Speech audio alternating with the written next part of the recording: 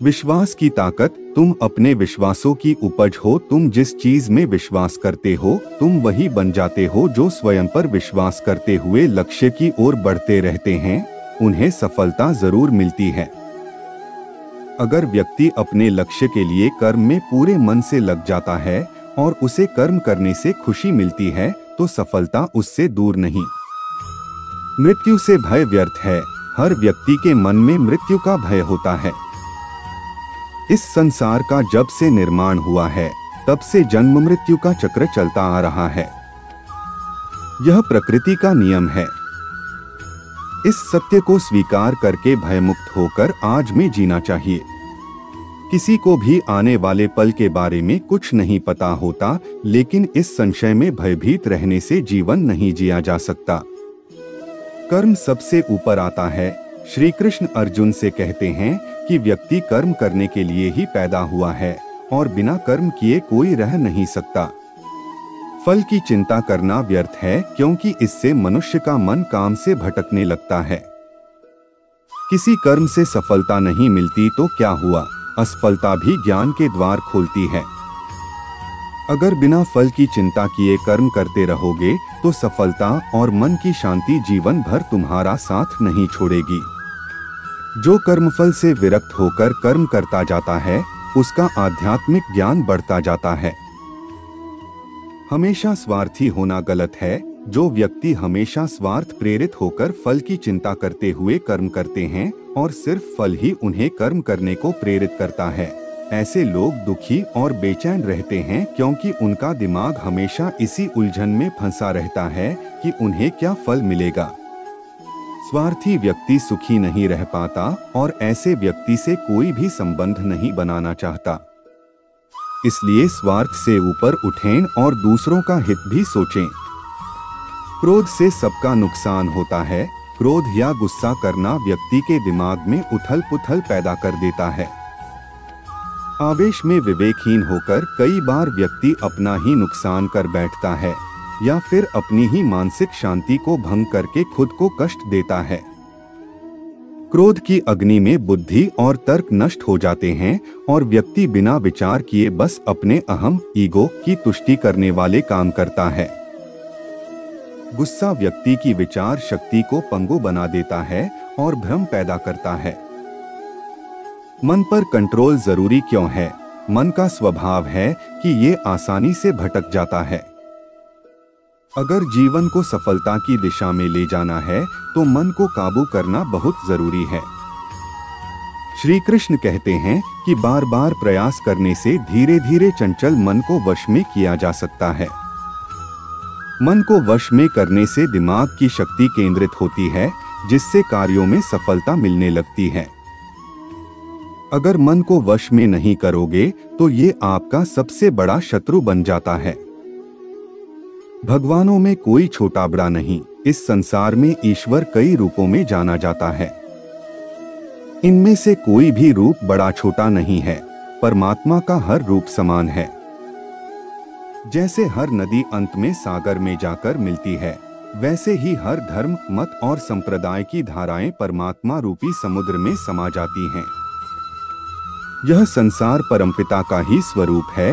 वो हर कण में विद्यमान है। भगवान श्री कृष्ण उपदेश देते हैं कि हर व्यक्ति को अपने कर्तव्य का पालन करना चाहिए। यही धर्म है। अगर अपने कर्तव्य का पालन नहीं किया जाता है तो मन में अशांति और दुख प्राप्त होता है। अपनी पसंद नापसंद, मोहबैर को किनारे रखकर अपना कर्तव्य करो। किसी अन्य व्यक्ति का कर्म आपको कितना भी आकर्षित करे, उसके प्रलोभन में न आए। कष्ट में रहते हुए भी अपना कर्म करना दूसरे की नकल करने से श्रेष्ठ है। अपने कर्म और कर्तव्य का पालन ही जीवन का सही मार्ग है, क्योंकि कर्म करना अकर्मण्यता से हमेशा बेहतर है। कर्तव्य में दोष देखकर पीछे न हटें, क्योंकि हर कर्म में कोई न कोई छोटा बड़ा दोष हो सकता है। जैसे अग्नि के साथ धुआं भी होता है।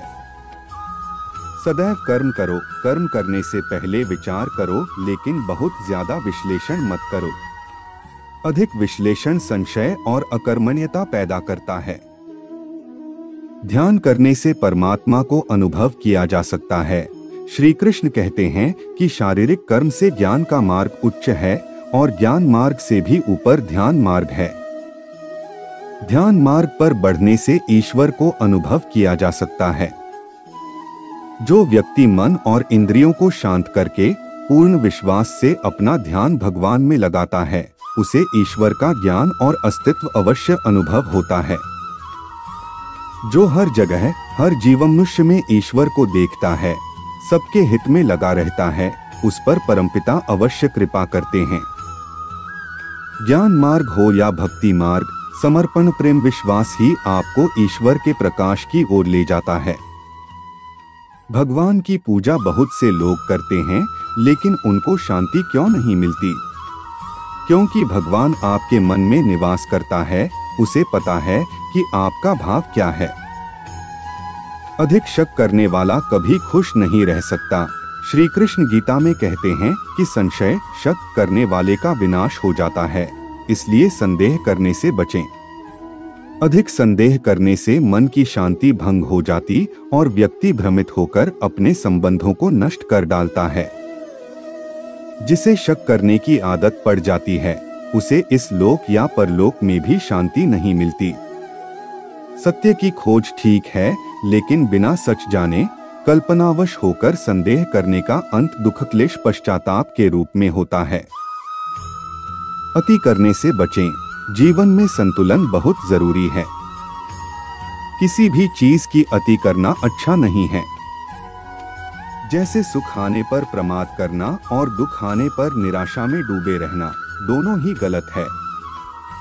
असंतुलन जीवन की गति और दिशा को बाधित करता है, जिससे अनावश्यक कष्ट और दुखों का जन्म होता है।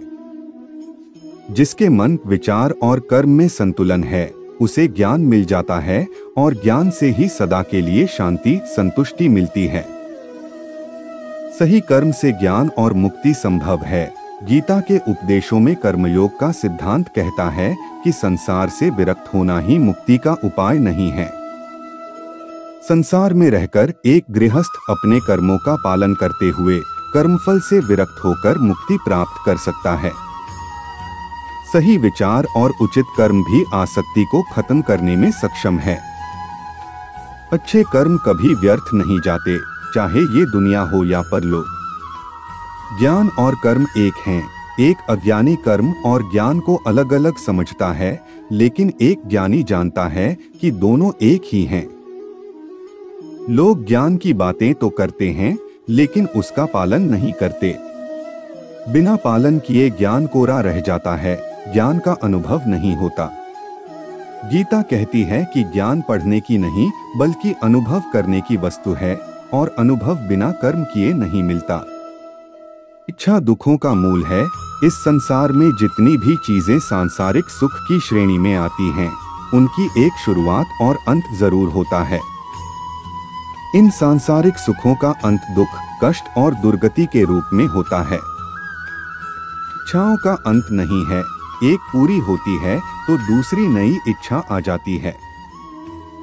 हर इच्छा से प्रेरित होकर कर्म करना गलत है, क्योंकि ऐसे तो अनुचित कार्य भी होंगे। इच्छाओं से विचलित न हो, उन्हें एक विरक्त दर्शक बनकर देखो और वे चली जाएंगी।